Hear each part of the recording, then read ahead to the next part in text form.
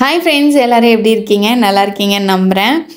இந்த வீடியோவில் என்னுடைய டே இன் மை லைஃப் பற்றி ஷேர் பண்ணியிருக்கேன். இந்த வீடியோ உங்களுக்கு கண்டிப்பாக பிடிக்கும்னு நினைக்கிறேன். இந்த வீடியோவில் நிறைய ரெசிபீஸ் அண்ட் டிப்ஸ் எல்லாமே ஷேர் பண்ணியிருக்கேன். மிஸ் பண்ணாமல் கடைசி வரைக்கும் பாருங்கள். வீடியோக்குள்ளே போகலாம். மார்னிங் எழுந்ததுமே நம்மளுடைய எனர்ஜி பூஸ்ட் என்னன்னு பார்த்தீங்கன்னா டீ தான். டீ இல்லாமல் கண்டிப்பாக நமக்கு டே நகர போகிறது கிடையாது. ஒரு டீ போட்டுட்டு மார்னிங் வெளியே வந்து மரம் செடியெல்லாம் பார்க்கவே ரொம்ப அழகாக இருக்கும். அது மட்டும் இல்லாமல் நம்ம வீட்டில் குருவி வளர்க்குறோம். குருவியோடைய சவுண்ட்ஸ் காதில் கேட்கும்போது மார்னிங் சூப்பராகவே இருக்கும். அந்த ஃபீல் செம்மையாக இருக்கும்.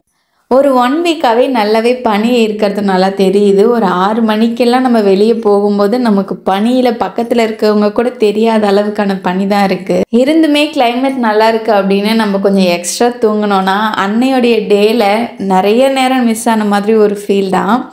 நீங்களும் இந்த மாதிரி ஃபீல் பண்ணியிருக்கீங்கன்னா கண்டிப்பாக கமெண்ட் செக்ஷனில் சொல்லுங்கள். அடுத்ததாக நம்ம கார்டனுக்கு போக போகிறோம். கார்டனில் நம்ம என்னென்னலாம் பண்ணியிருக்கோன்னு பார்க்கலாம். நம்ம வீட்டு தோட்டத்திலேயே காய்கறிகள்லாம் வளர்க்கணும் அப்படின்னு ஒரு ஆசை.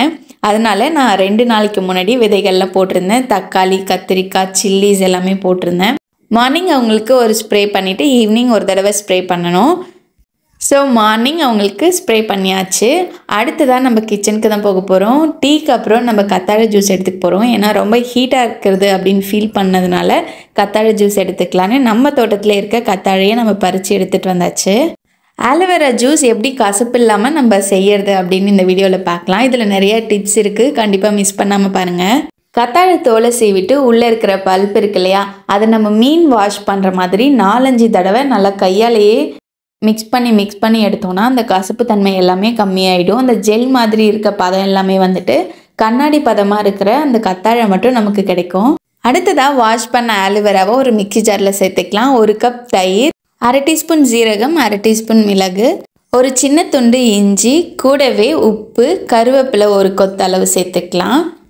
கருவேப்பிலை உங்களுக்கு அதிகமாக வேணும் அப்படின்னாலும் நீங்கள் சேர்த்துக்கலாம். டேஸ்ட்டு சூப்பராக இருக்கும். அடுத்ததாக 2 கப் அளவு தண்ணி சேர்த்து மிக்ஸி ஜாரில் அடிச்சிடலாம். அடுத்ததாக ஆலோவேரா ஜூஸை ஒரு ஃபில்டர் வச்சு வடிகட்டிக்கலாம். சம்டைம்ஸ் கத்தாழை நமக்கு ஃபுல்லாகவே மையாமல் கூட இருக்கலாம், அதனால தான் ஃபில்டர் பண்ணிக்கிறோம். உங்களுக்கு ஓகேனா நீங்கள் அப்படியே கூட சாப்பிட்லாம். அவ்வளோதான், சூப்பரான கசப்பு இல்லாத கத்தாழை ஜூஸ் ரெடி. இந்த முறையிலே கண்டிப்பாக ட்ரை பண்ணி பார்த்து எப்படி இருக்குன்னு சொல்லுங்கள். நிறைய பேர் என்கிட்ட கசப்பு இல்லாமல் கத்தாழை ஜூஸ் எப்படி போடுறதுன்னு கேட்டிருந்தாங்க. அவங்களுக்கான ஒரு வீடியோ தான் இது. அடுத்ததாக நூனுக்கு சமைக்கிறதுக்காக மார்னிங்கே மார்க்கெட் போயிட்டு மீன் வாங்கியாச்சு. மீன் மட்டும் எப்போவுமே ஒரு 2 மணி நேரமாச்சு ஊற வச்சு அதுக்கப்புறம் நம்ம மீன் வறுத்தா தான் சூப்பராக இருக்கும். இல்லைனா அந்த மீனோடைய டேஸ்ட் நமக்கு எப்பயுமே கம்மியாகவே இருக்கும். ஸோ அதனால் மார்னிங்கே மீனை நல்லா க்ளீன் பண்ணிவிட்டு உப்பு மஞ்சத்தூள் போட்டு நல்லா வாஷ் பண்ணி எடுத்துகிட்டு மசாலா போட்டு வச்சுட்டு அதுக்கப்புறம் சமையல் பண்ணிக்கலாம் அப்படின்னு எல்லாத்தையும் ரெடி பண்ணிகிட்டு இருந்தேன். ஒரு 4-5 தடவை வாஷ் பண்ணால் தான் நமக்கு ஃபுல்லாகவே க்ளீனான ஃபீல் இருக்கும். அதை வாஷ் பண்ணி எடுத்துகிட்டு என்னென்ன மசாலா போடலாம் அப்படின்னு நம்ம பார்க்கலாம். இந்த மாதிரியே இந்த மசாலா ட்ரை பண்ணி பாருங்கள். கண்டிப்பாக மொறுன்னு சூப்பராக இருக்கும். அதுவும் சூடாக சாப்பிட்டிங்கன்னா ரொம்பவே அருமையாக இருக்கும். என்னென்ன மசாலான்னு பார்க்கலாம். மீன் மசாலாவுக்கு 3 டீஸ்பூன் வீட்டு மிளகாய்த்தூள் சேர்த்துருக்கேன். நம்ம வீட்டிலையே அரைச்சி மிளகாய்த்தூள் இது. உங்ககிட்ட இல்லை அப்படின்னா நீங்கள் காரத்தூளையே எக்ஸ்ட்ரா சேர்த்துக்கலாம்.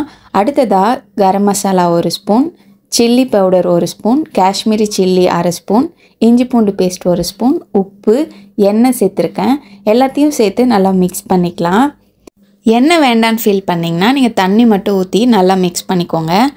அடுத்ததாக நம்ம வாஷ் பண்ணி வச்சுருக்க மீனை நம்ம ரெடி பண்ணி வச்சுருக்க மீன் மசாலாவில் சேர்த்து நல்லாவே மிக்ஸ் பண்ணி விடலாம். 2 பக்கமும் நல்லா ஸ்ப்ரெட் பண்ணி விட்டுட்டு 2 மணி நேரம் ஊற வச்சிங்கன்னா ரொம்பவே அருமையான மீன் ரெடி. அடுத்ததாக இந்த மசாலா இல்லாமல் நம்ம இன்னொரு வகையிலையும் நம்ம மீன் மசாலா செய்வோம். கார்ன்ஃப்ளவர், அரிசி மாவு எல்லாமே சேர்த்து, அதுவுமே ரொம்ப சூப்பராக இருக்கும். இது நம்ம வீட்லேயே இருக்கிற மசாலா தூள் வச்சு எவ்வளோ சிம்பிளாக பண்ணலாங்கிறது தான். ஆனால் இதனுடைய டேஸ்ட் ரொம்ப அருமையாக இருக்கும். ட்ரை பண்ணி பாருங்கள்.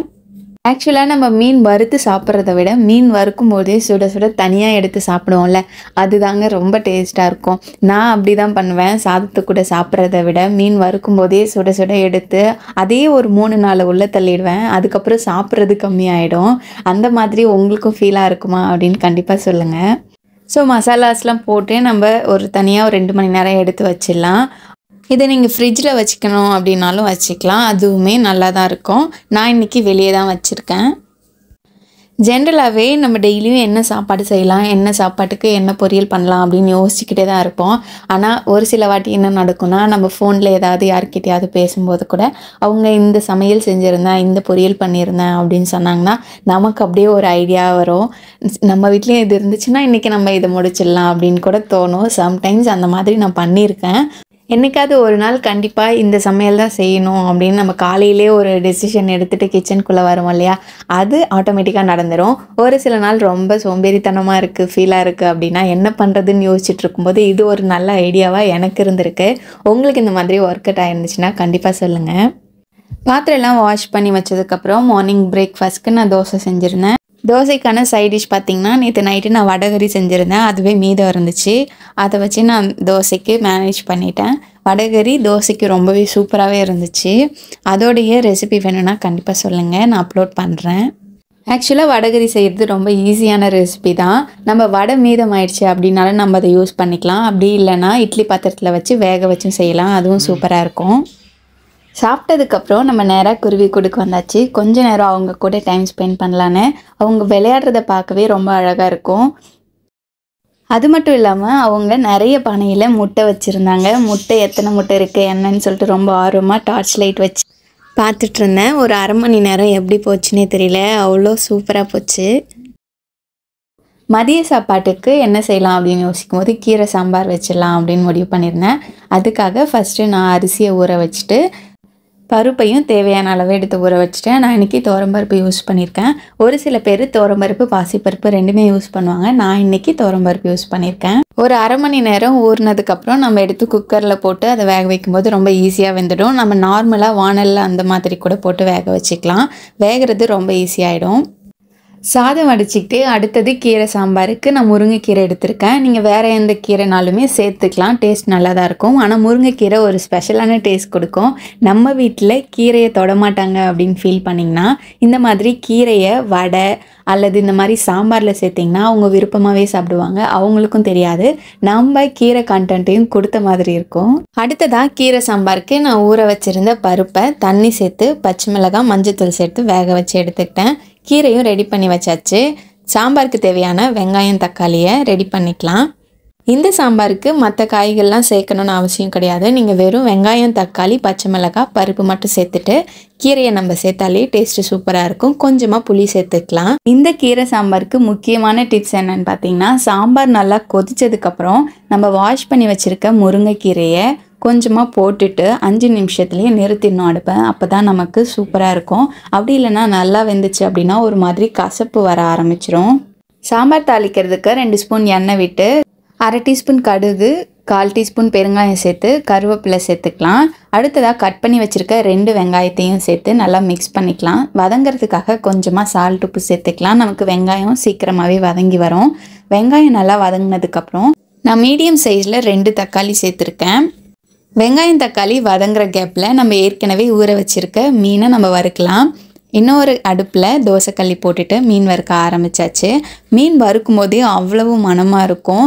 மீன் வறுக்கும்போது 5 பல்லு பூண்டை தட்டிட்டு நம்ம மீன் வறுக்கும்போதே சேர்த்தோன்னா ரொம்ப வாசனையாகவும் இருக்கும், சாப்பிடவும் ரொம்ப டேஸ்ட்டாக இருக்கும். ட்ரை பண்ணி பாருங்கள். அடுத்ததாக வெங்காயம் தக்காளி நல்லா வதங்கினதுக்கப்புறம் நம்ம பருப்பு கூட 3 டீஸ்பூன் மிளகாய்த்தூளும் உப்பும் சேர்த்து நம்ம வெங்காயம் தக்காளி கூட சேர்த்துடலாம். சேர்த்துட்டு தேவையான அளவு தண்ணியும் சேர்த்துக்கலாம். சாம்பார் நல்லா கொதி வந்ததுக்கப்புறம் கொஞ்சமாக புளி, ஒரு சின்ன நெல்லிக்காய் சைஸ்க்கான புளியை ஊற வச்சு 1/4 கப்புக்கான புளி தண்ணியை சாம்பார் கூட சேர்த்துட்டு சாம்பார் நல்லா கொதி வந்ததுக்கப்புறம் நம்ம க்ளீன் பண்ணி வச்சுருக்க கீரையை சேர்க்க போகிறோம். இதுக்கு நடுவில் நமக்கு மீன் சூப்பராக வெந்து வந்துடுச்சு. நம்ம என்னதான் காய்கறிகள்லாம் நிறைய சேர்த்துக்கணும், கீரையெல்லாம் சேர்த்துக்கணும் அப்படின்னு நம்ம மைண்டு சொன்னாலும் நம்மளுடைய நாக்கு கண்டிப்பாக வாரத்தில் 3 நாள் நான்வெஜ் கேட்குது. இந்த ஃபீல் எனக்கு மட்டும்தான் இருக்கா இல்லை உங்கள் எல்லாருக்கும் இருக்கான்னு கண்டிப்பாக கமெண்ட் செக்ஷனில் சொல்லுங்கள். சாம்பார் நல்லா கொதி வந்தாச்சு, புளி கரைசலும் சேர்த்தாச்சு. கடைசியாக நம்ம கீரையை சேர்த்துட்டு 5 நிமிஷத்தில் மூடி விட்டு இறக்க போகிறோம். அவ்வளோதான், ரொம்பவே சூப்பரான டேஸ்டான கீரை சாம்பார் மீன் வறுவல் ரெடி. இந்த மாதிரியே ட்ரை பண்ணி பாருங்கள், டேஸ்ட்டு அட்டகாசமாக இருக்கும். ட்ரை பண்ணி பார்த்துட்டு எப்படி இருந்துச்சுன்னு கமெண்ட் செக்ஷனில் சொல்லுங்கள். இந்த வீடியோ உங்களுக்கு பிடிச்சிருக்குன்னு நம்புகிறேன். இன்னும் பல ரெசிபீஸோடையும் பல விதமான கண்டென்ட்டோடையும் உங்களை நான் வேற ஒரு வீடியோவில் பார்க்குறேன். இந்த வீடியோ பிடிச்சிருந்துச்சின்னா உங்களுடைய ஃப்ரெண்ட்ஸ் அண்ட் ஃபேமிலிக்கு ஷேர் பண்ணுங்கள், லைக் பண்ணுங்கள். கண்டிப்பாக கமெண்ட் செக்ஷனில் உங்களுடைய ஃபீட்பேக் சொல்லுங்கள்.